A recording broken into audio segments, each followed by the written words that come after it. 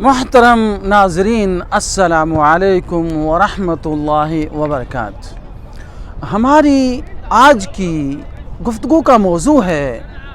قرآن کریم سنانے کی وجہ سے چہرہ خون آلود کر دیا گیا۔ اصحاب رسول علیہ السلام ایک روز مکہ معظمہ میں اکٹھے ہوئے اور یہ مشورہ کیا کہ ابھی تک مشرکین مکہ نے یا قریش مکہ نے قرآن کریم کو اپنے کانوں سے نہیں سنا ہے، لہٰذا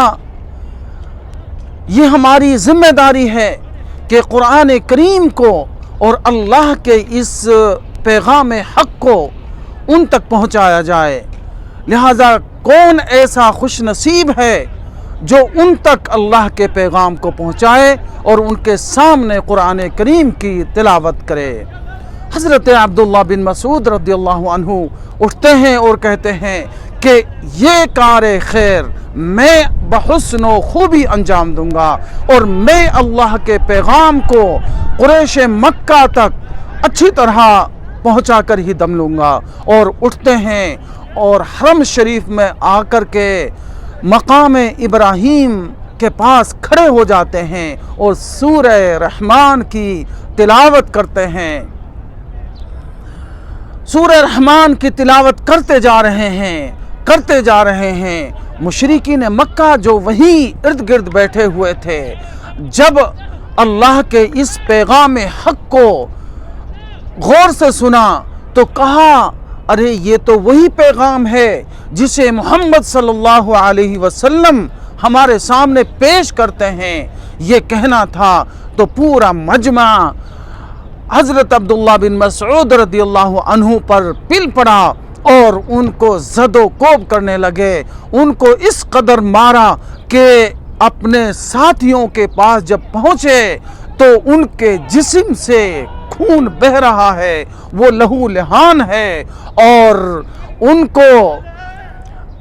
ایمان کی حرارت، ایمان کے شعلوں نے، ایمان کی چاشنی نے اور زیادہ ہمت عطا کر دی ہے، اور اپنے ساتھیوں سے کہتے ہیں کہ اللہ کے بندو دیکھو، میں نے اللہ کا پیغام ان تک پہنچا دیا ہے، جبکہ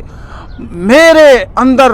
اس قدر جذبہ بڑھ گیا ہے کہ اب ان کی اہمیت اور ان کی حقیقت میرے سامنے کچھ نہیں ہے۔ آپ کہیں تو میں پھر کل